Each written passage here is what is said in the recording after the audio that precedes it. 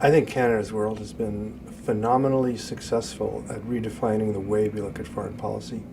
And the key element has been we're not looking at foreign policy through a lens of Canadian self-interest only. We're looking at foreign policy through the lens of who are we as a country, who are we as a people, what do we have to offer the world, how can we engage, and that should be the basis of our foreign policy. I think that's a revolutionary and critical way of looking at how we're going to move forward globally.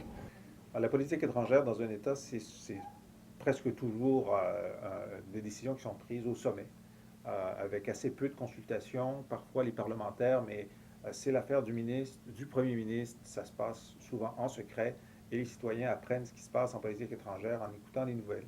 Alors que le processus de Canada Monde, de panel, de discussion en profondeur, permet d'avoir une idée de ce qu'un public informé, après avoir discuté des enjeux, après avoir vu les contraintes aussi, parce que tout n'est pas possible en politique étrangère, dit, bon, ben maintenant que je suis mieux informé, voici ce que je pense qu'on devrait faire, voici ce que je pense de ce qu'on fait, d'avoir, donc pour la première fois récemment, en tout cas, une vision assez claire de quelles sont les valeurs principales que les citoyens canadiens et québécois aimeraient voir portées par l'État. Et là, voir le décalage qu'il y a entre la politique étrangère réelle et la politique étrangère souhaitée. The danger of foreign affairs is that it be restricted to professional diplomats and some people in the military and a small coterie of people around CETA, and that other Canadians don't think hard about these issues. So Canada's World was an attempt to generate among a lot of Canadians a greater interest in foreign affairs. Canada's World is a great first step because the first step towards people sort of changing foreign policy is people believing that they can be informed and have an opinion on foreign policy. Canada's World deserves huge credit for drawing attention to the importance of every Canadian being more involved with foreign affairs. There's not always been a lot of space for citizens to be able to get engaged and have a say in Canada's role in the world and in foreign policy in general. And so I think Canada's World was really making the statement that, no, this is about what we think as citizens and how we want Canada to portray itself in the world and the kind of role we want it to play in the world. So there was a real empowerment function for me in Canada's World, both for citizens feeling they could do that and demonstrating they could do that, and I think they did that, and also hopefully opening up both the NGO world and the government world to kind of listen more to citizens' voices and take those voices into account. Given an opportunity for a respectful space, Canadians really do step up. And boy, is there ever a disconnect between the Canada that they want and the role that they want Canada to play at home and abroad, and what our politicians say that Canadians want or don't want. When I'm watching, say, the TV news and they say they're going to talk to person X, Y, or Z, whose general views I'm quite familiar with, I'm 90% sure I know what they're going to say, and they usually deliver as advertised. The great thing about the Canada's World process was that it was unscripted. It was spontaneous. It was real. And that gave it a reality content and a genuine quality, which is often missing in more conventional exercises of that kind. Greatest legacy is the intensity of the participation and the quality of the ideas, because they were expressed in a way that was quite spontaneous, iconoclastic, in other words, not intimidated by what's come before, and it put a lot of people, in a sense, back on their heels, rethinking some of the core ideas that we think were actually unchallengeable. I think that sense of a more open-minded approach has been the most significant and important legacy of the program.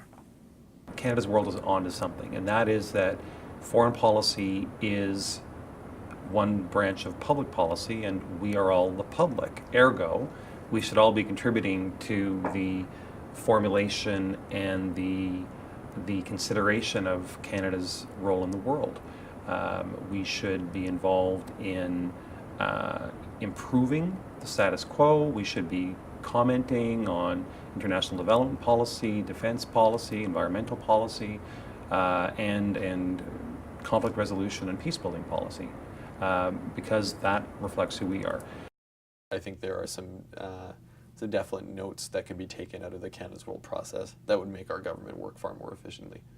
The value of Canada's World is the ongoing discussion to keep people engaged on the subject of the country and where it does stand on the world stage. We're used to the government setting up, a Royal Commission on this, that, and the other thing when it thinks it's got a big problem.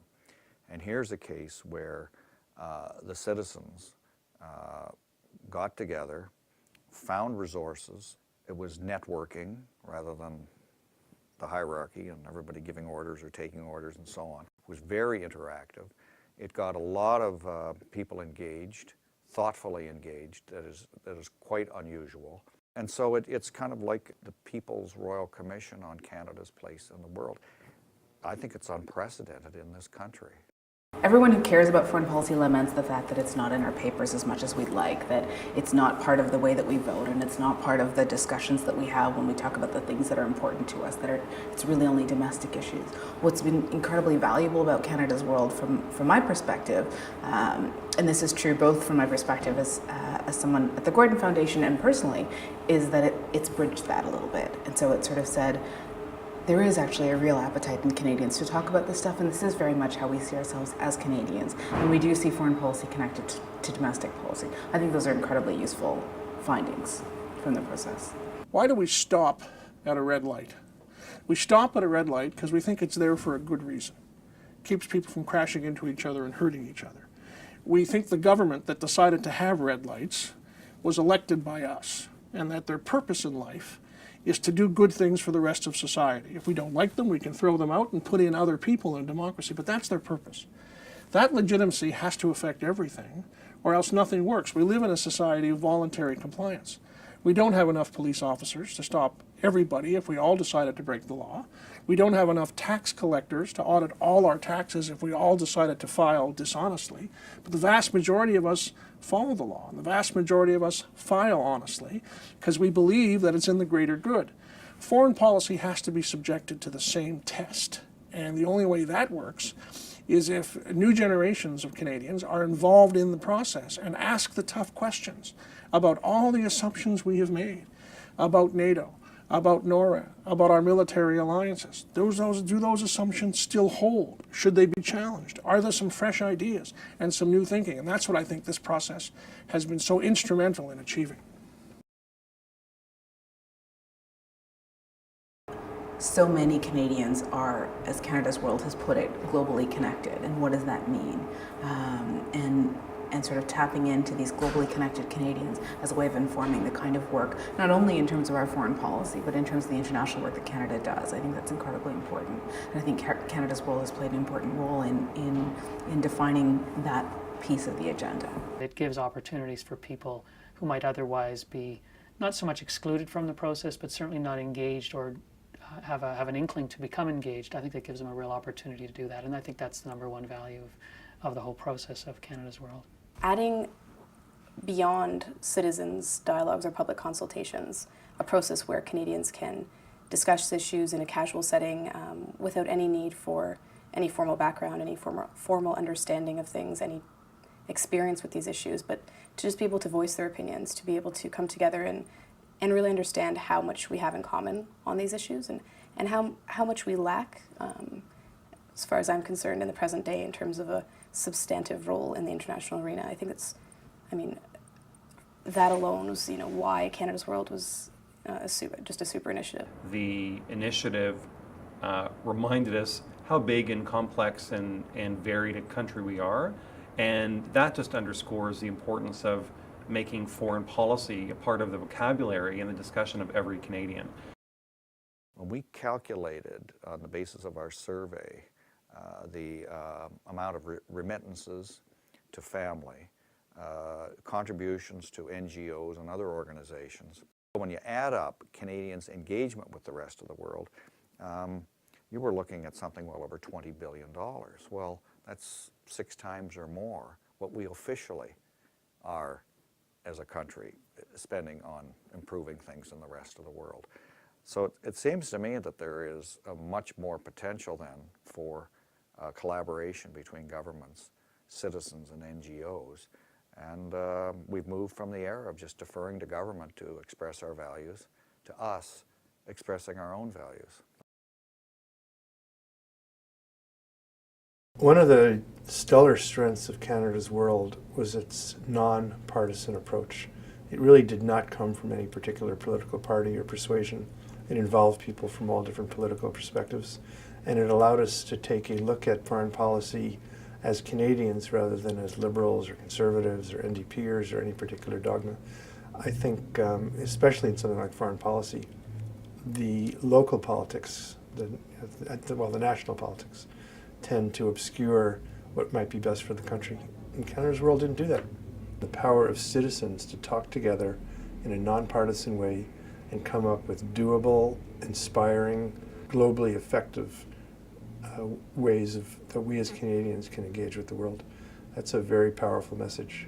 It didn't bring the politicians in a partisan way to kind of influence it. They were always part of the mix in the sense that obviously this is where the results of the Canada's World, there has to be an engagement with politicians, but it didn't give them a kind of a privileged position within that dialogue, and I think that was quite a unique, it was a unique process. We didn't talk to 3,000 Canadians and come up with 3,000 different answers. There was, five very strong pillars that Canada's World was able to deduce from talking to as many Canadians as it has, and show that there's a lot of that maybe the partisan nature of politics in our country doesn't accurately reflect the population and its willingness to really collaborate with one another, and the similarity in its goals, the population's goals, and hopes and passions for our country.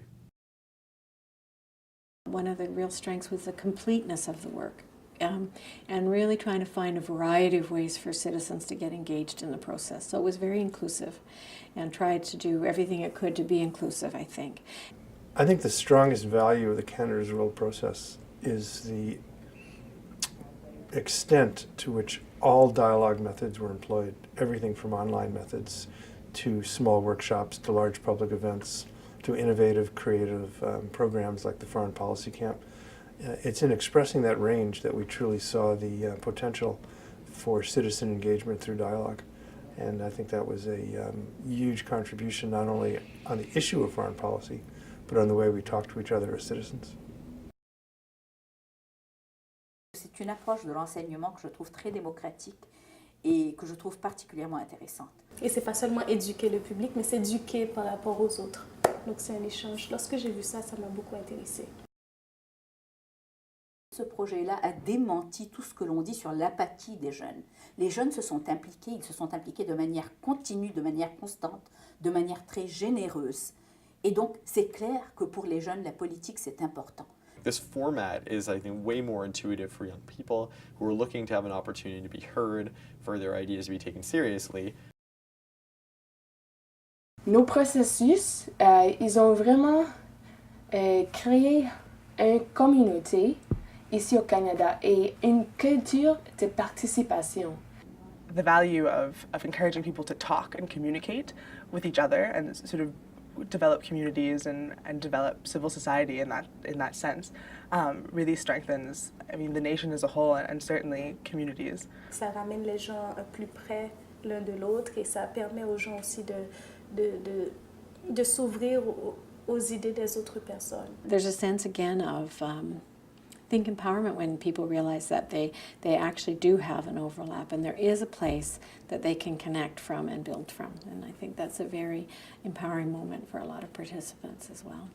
Anytime you have the opportunity to experience what people outside of your kind of regular daily life, your bubble of your friends or your family or your coworkers, anytime you have the opportunity to experience what people outside that bubble think and feel and believe,